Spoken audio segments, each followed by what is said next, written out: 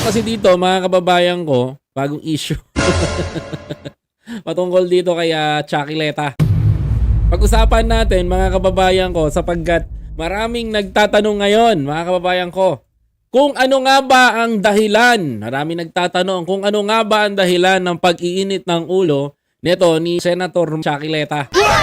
Mga kababayan ko. Pero bago ang lahat, mga kapatid, please don't forget to follow, like, comment, share, and subscribe. Panoorin nyo muna ang video na to.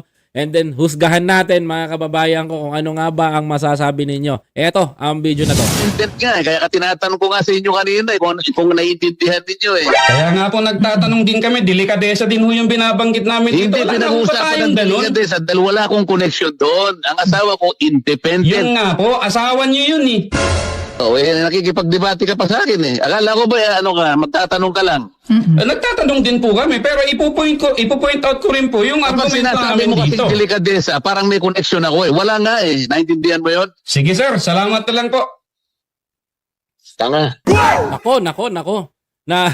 Nabanggit ni Senator Chakileta ang salitang dito ho sa isang journalist ng Abante, mga kababayan, na medyo napitik niya ho ito ata.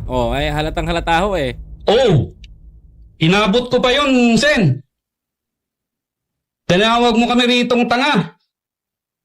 O diba, ano yan? Yan ba yung mambabatas na ibinoboto nyo? Ito ang tanong. Bakit, ano nga ba ang kinaiinit ng ulo nito ni Senator Chakileta?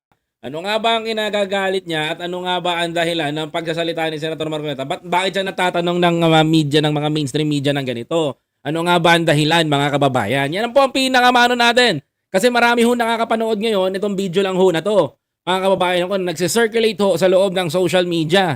Pero ang tanong ho, ano nga ba ang dahilan kung bakit ho siya natanong ng Abante, ng isang journalist sa Abante? Ito ho, mga kababayan ko, panoorin nyo ho Hindi nga niya masagot yung word na delikadesa eh. Ano to? Koneksyon ng Ito. asawa ni Senador panoorin nyo.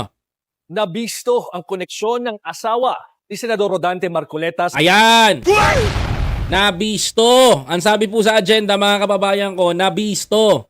Ano po nakabisto sa kanya, mga kababayan ko? Ito ho. insurance company ng mag-asawang Curly at Sara Diskaya. Ayan! Insurance company naman pala.